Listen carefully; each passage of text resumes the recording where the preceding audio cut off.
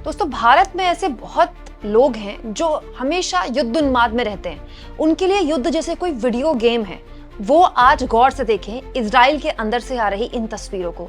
दोस्तों, ईरान में तो भयंकर तबाही इजराइल की मिसाइलों ने मचाई, लेकिन अब जैसे जैसे विदेशी पत्रकार इजराइल से रिपोर्ट कर रहे हैं, तब निकलकर सामने आ रहा है कि ये देखिए इजराइल में कितनी भीषण तबाही मचाई गई है।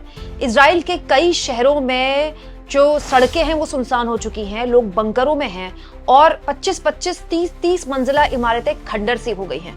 और तो और आज एक बहुत ही हैरान करने वाली तस्वीर आई है दोस्तों।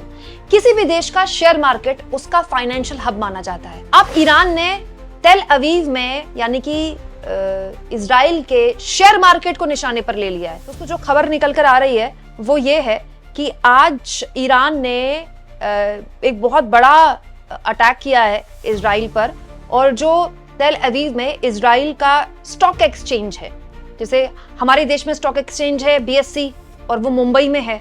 हर देश में एक स्टॉक एक्सचेंज होता है ना, उसकी बिल्डिंग को टारगेट किया है। दोस्तों, किसी भी देश का जो स्टॉक एक्सचेंज होता है उसका फाइनेंशियल सिस्टम होता है, मतलब आप पूरी तरह से उसकी व्यापारिक गतिविधियों को टारगेट कर देंगे जिस दिन आप उसके शेयर मार्केट पर हमला कर देंगे।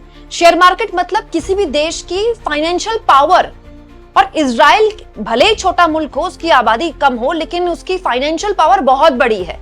मिलिट्री पावर तो खैर बड़ी है ही, फाइनेंशियल पावर भी बहुत बड़ी है। इजराइल एक बहुत विकसित मुल्कों में से एक है, लेकिन उसके फाइनेंशियल पावर में, उसके फाइनेंशियल सिस्टम में एक तरह से हमला करके उसको अच्छा खासा नुकसान पहुंचा दिया है ईरान ने। ये खबर देखिए, न्यूज़ 18 के हवाले से खबर मैं आपको दिखा रही हूं और तमाम इंटरनेशनल मीडिया इस खबर को छाप रही है। और ये भी जानकारी निकल कर आई है तमाम इंटरनेशनल मीडिया की तरफ से कि अच्छा खासा नुकसान, जी हाँ, अच्छा खासा नुकसान इजराइल का शेयर मार्केट स्टॉक एक्सचेंज की पूरी बिल्डिंग है उसको हुआ है।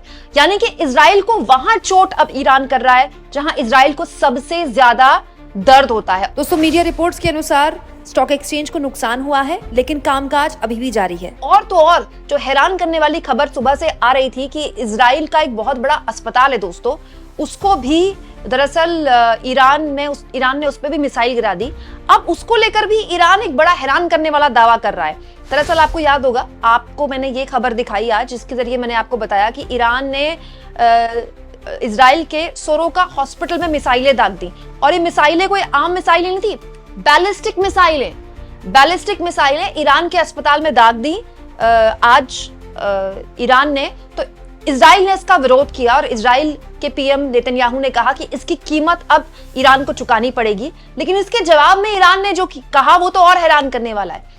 ईरान का ये दावा है कि ये जो अस्पताल है ये तो केवल दिखाने के लिए अस्पताल है, इसके नीचे मिलिट्री बेस बनाया हुआ है इजराइल ने। ये ईरान का दावा है और ईरान इस दावे को पुख्ता करने के लिए बकायदा एक वीडियो शेयर कर रहा है, ग्राफिक्स का वीडियो है वो। अब दोस्तों, इस बात में कितनी सच्चाई है तो कि इजराइल बता सकता है। इजराइल ने इस तरह की खबरों का ईरान के खंडन किया है, लेकिन ये आप बिल्कुल मान सकते हैं कि ये जो हॉस्पिटल है, ये हॉस्पिटल बहुत ही इंपॉर्टेंट हॉस्पिटल माना जाता है। और उसको लेकर इजराइल का ये आरोप है ईरान पर कि हॉस्पिटल्स को निशाना बनाना वॉर के जो युद्ध के जो नियम है उसके खिलाफ होते हैं, कि आप जर्नलिस्ट को निशाना नहीं बना सकते, कुछ नियम होते हैं ना युद्ध में। हालांकि ये तो युद्ध हो भी नहीं रहा है, दोनों देशों ने कोई युद्ध का ऐलान थोड़ी कहा है, अभी तो दोनों एक दूसरे पर लगातार हमला बोल रहे हैं। लेकिन इजराइल का ये कहना है कि ये युद्ध नियमों के खिलाफ है।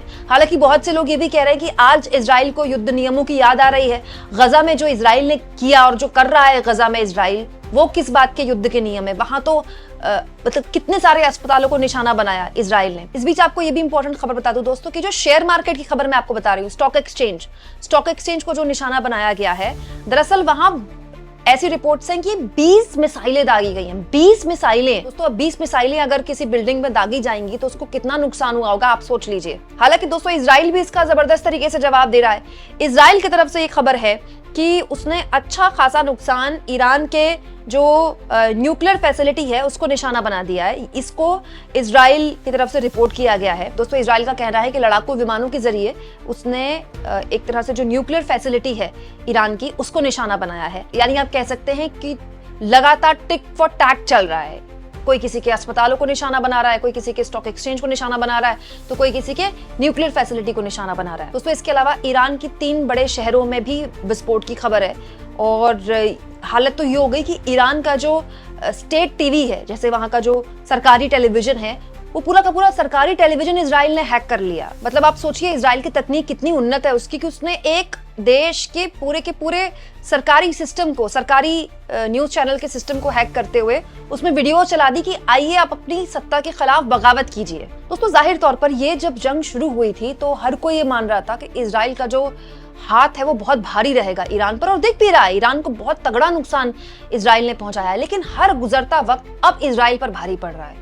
लगातार इजराइल से जैसी खबरें निकलकर आ रही हैं वो बता रही हैं कि इजराइल के लिए आने वाले एक हफ्ता और अगर ये सब कुछ खिंच गया, 7 दिन तो हो चुके हैं, आने वाला एक हफ्ता और खिंच गया तो इजराइल के लिए बहुत बड़ी मुसीबत बन जाएगी। इसीलिए इजराइल लगातार एक गुहार लगा रहा है अमेरिका से कि वो हर हाल में अब उसके साथ खुले तौर पर आ जाए। अब अमेरिका भी हर लिहाज से दोस्तों अपने हाथ जलाने से बच रहा है, क्योंकि अमेरिका के राष्ट्रपति डोनाल्ड ट्रंप के उनके अपने सहयोगी, चाहे उनके खुफिया विभाग की एक्सपर्ट हो तुलसी गबार्ड ये कहती हैं, अमेरिका का खुफिया विभाग ये कहता है, महीनों की खुफिया जानकारी के बाद अमेरिका का खुफिया विभाग ये कह रहा है कि ईरान न्यूक्लियर वेपन नहीं बना रहा है। अब अजीब बात यह कि तुलसी गबार्ड से ट्रंप ने किनारा कर लिया है, अपने ही द्वारा नियुक्त की गई एक अधिकारी को सुनने को तैयार नहीं है ट्रंप। मतलब ये बात अब साफ हो गई है कि अमेरिका और इजराइल ने जो ईरान पर हमला किया वो न्यूक्लियर वेपन तो एक बहाना था, क्योंकि खुद अमेरिका का खुफिया विभाग ये कह रहा है कि न्यूक्लियर वेपन तो बना ही नहीं रहा था ईरान, ये तख्ता पलट की तैयारी है। अब दोस्तों ईरान में तख्ता पलट को लेकर भी एक डर दुनिया में बना हुआ है। देखिए दोस्तों, आज से 20 साल पहले का जो अमेरिका था और आज का जो अमेरिका है ना, वो बहुत बदल चुका है। आज से 20 साल पहले अमेरिका जिस देश में चाहे उस देश में एडवेंचर कर सकता था। वो अफगानिस्तान में जाके बम गिरा सकता था, वो इराक में जाकर सद्दाम हुसैन का तख्ता पलट कर सकता था। ऐसे कई देशों में अमेरिका ने जबरदस्त मतलब बमबारी की और उसने केवल अपने हित देखे, लेकिन उस वक्त किसी ने उसका विरोध नहीं किया, उसकी अपनी जनता ने भी इसका विरोध नहीं किया। लेकिन तब से लेके अब तक बहुत तगड़ा अमेरिका अंदर से बदल चुका है। अजीब बात देखिए दोस्तों कि वो ट्रंप जो राष्ट्रपति चुनाव के दौरान प्रचार में बराक ओबामा की आलोचना कर रहे थे, पूर्व की सरकारों की आलोचना कर रहे थे कि इन्होंने बेमतलब में अमेरिका के पैसे वेस्ट कर दिए, अमेरिका की सेना के इतने जवानों को शहीद कर दिया, दुनिया भर की प्रॉब्लम क्या अमेरिका की प्रॉब्लम है, इस तरह की बातें बोलते थे ट्रंप। दुनिया भर में के जितने भी इश्यूज हैं हम क्यों सॉर्ट आउट करें, दुनिया भर की जंगें हम क्यों लड़ें, उसमें अमेरिका का पैसा वेस्ट होता है, अमेरिका के संसाधन वेस्ट होते हैं। मागा, मेक अमेरिका ग्रेट अगेन, ये नारा किसका है? ये ट्रंप का है। दोस्तों ट्रंप इसी वादे के साथ सत्ता में आए थे कि उनको दुनिया भर में जहां जहां अमेरिका युद्ध में फंसा हुआ है वहां से अपने आप को बाहर निकालना है, अपने देश में ध्यान देना है, अपने व्यापारिक हितों में ध्यान देना है। अब देखिए ट्रंप पर लगातार इजराइल दबाव बना रहा है कि आपको ईरान के खिलाफ इस युद्ध में आना पड़ेगा। हालांकि ट्रंप के जो बयान है वो भी काफी तल्ख हैं। और दोस्तों जो स्थितियां अब इजराइल के अंदर पैदा हो रही हैं, अमेरिका की मजबूरी है कि उसको अब खुले तौर पर इस युद्ध में आज नहीं तो कल या तो शामिल होना पड़ेगा या हर लिहाज से दोनों ही देशों के बीच में सीज फायर जैसा कुछ करवाना पड़ेगा। लेकिन ट्रंप तो पहले कह चुके हैं उनको सीज फायर नहीं चाहिए, उनको बिना शर्त सरेंडर चाहिए, और खामेनेई कह रहे हैं कि वो सरेंडर किसी भी हाल में नहीं करेंगे। यानी कि एक ऐसी स्थिति है जो अमेरिका के हाथ से भी निकलती जा रही है। दोस्तों आप इस मुद्दे पर क्या सोचते हैं? मतलब इजराइल के स्टॉक एक्सचेंज पर हमला कर देना, उसके फाइनेंशियल सिस्टम को निशाने पर लेना, ये बहुत बड़ी बात है। और सबसे बड़ी बात तब जब ईरान पर इतने प्रतिबंध दुनिया भर ने लगाए, अमेरिका ने लगाए हाल के सालों में, कि वो अपनी मिलिट्री को मॉडर्नाइज नहीं कर पाया। उसके बाद भी दुनिया हैरान है कि ईरान ऐसा जवाब भी कैसे दे पा रहा है। बहुत हैरान करने वाली बात है।